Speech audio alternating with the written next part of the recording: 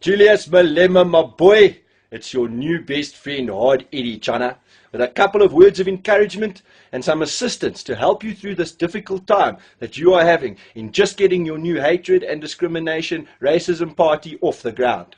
Now, but you, my boy, and let nobody else tune you differently.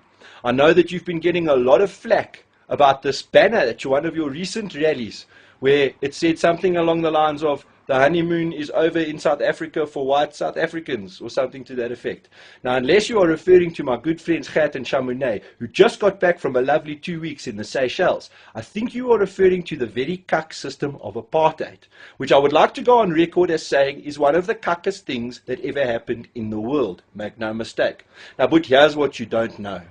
Being unable to read, you've had no way of finding out that in the year 1990, which, if you look at maths, which I know you don't, is approximately 18 years ago, apartheid was cancelled.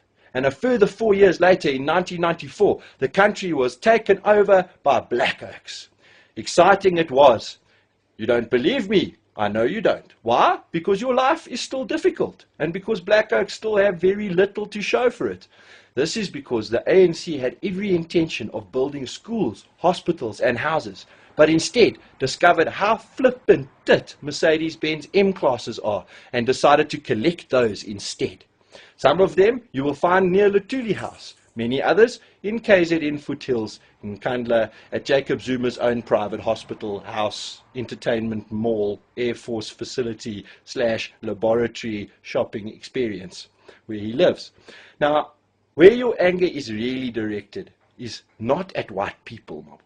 Now, I'm going to stick with you until we get to the bottom of this, because in the Bible, it says that special needs oaks are God's special children. But you are very special indeed. Direct your anger at Jacob Zuma. Back when it was all right for you to wear suits and spend thousands of rands on bottles of Cavassier and all of that, when you were still Jacob Zuma's 487th wife, everything was fine. Then he broke up with you, and now all of this anger. He kicked you out of his party, he kicked you out of your 15 trillion rand house you were building, and took away all your white tendencies, like Italian suits, German cars, and Swiss watches. And now you are frustrated and upset. My boy, you have directed it in the wrong direction. But just to appease your anger and try to get you back on board, I'd like to explain that, yes, there are white Dursers, Steve Hofmeyer, and yes, there are black Dursers, you. But most of us are actually quite kif oaks who just dig to drink a Castle Light, watch a bit of sport, and don't dig going to work on Monday. Here's what I'll do. I'm going to apologize on behalf of all white people for the atrocities that white South Africans have committed in the last 20 years. First of all, Steve Hofmeyer. Sorry about that. There's nothing we can do. Believe me, we've tried. Secondly, Danny K. My least favorite of all the alphabet Dannys. But it's a disgrace, and there is absolutely no excuse. And thirdly, the consistent cuckness of the Proteas One Day International squad.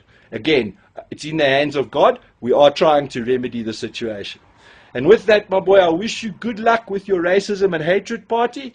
I'm not going to try and point out the irony of all of your many statements of how racist all whites are. I'm just going to wish you good luck and say thanks for the entertainment, Chana. One day, when you get to learn to read, I'll write you a letter of encouragement. Hard Eddie for life.